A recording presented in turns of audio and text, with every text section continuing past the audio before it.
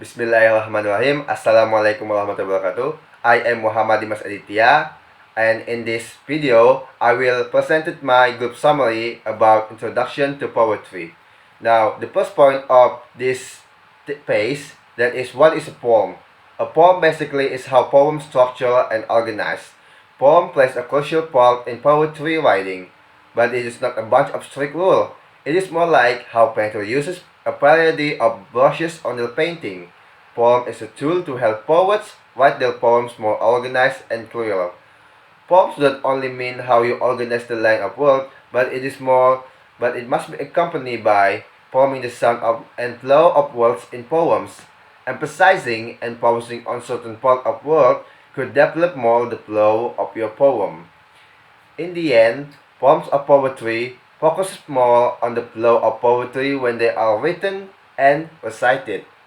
Learning and experimenting with different types of poetry form could help you understand more on building a flow in the poems.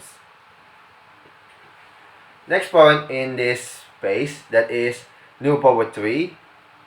And there is two meaning. Studying new poetry can mean two things: trying to interpret on how you write poems, or fulfilling a role of a poet in modern society.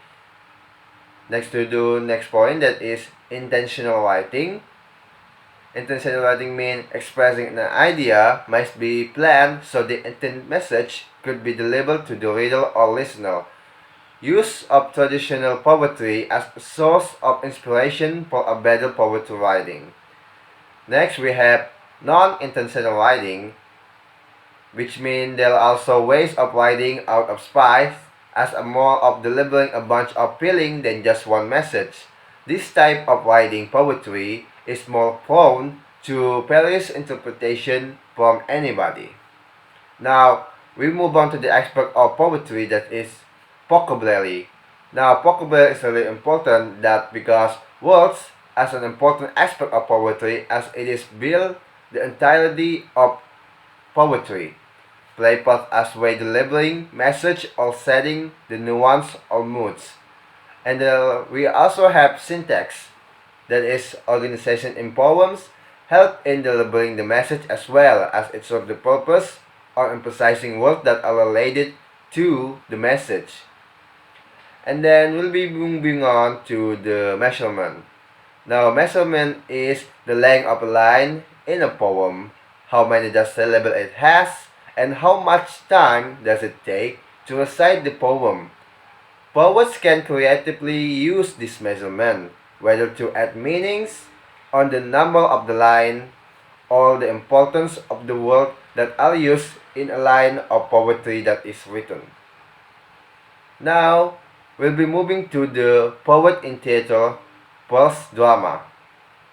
Now, in this chapter, in this point, we'll be talking about theater and poet. Theater is a work of collaborative art, as there are build up production team that works on it. And then we have poets that in play, usually the one who writes the play and mostly coordinate the plays in theater. But the succession of a play, it must be accompanied by teamwork to attain the vision of the play. Most poets write the play in the form of prose drama, as the dialogue and narration in drama often in the form of verses. There are two forms of prose drama.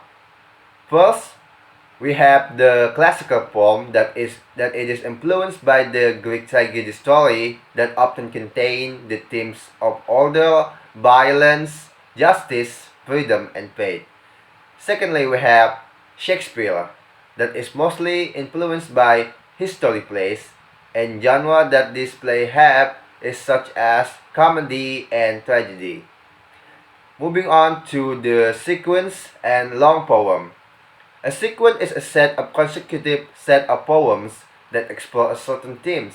In simpler meaning, sequence is a bunch of poems that share a theme and each explore a theme in different ways. And then we have the long poem.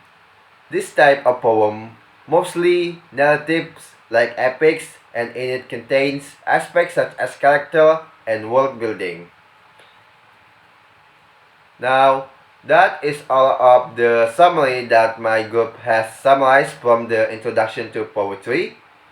Thank you for listening to what Thank you for watching my video. Assalamualaikum warahmatullahi wabarakatuh.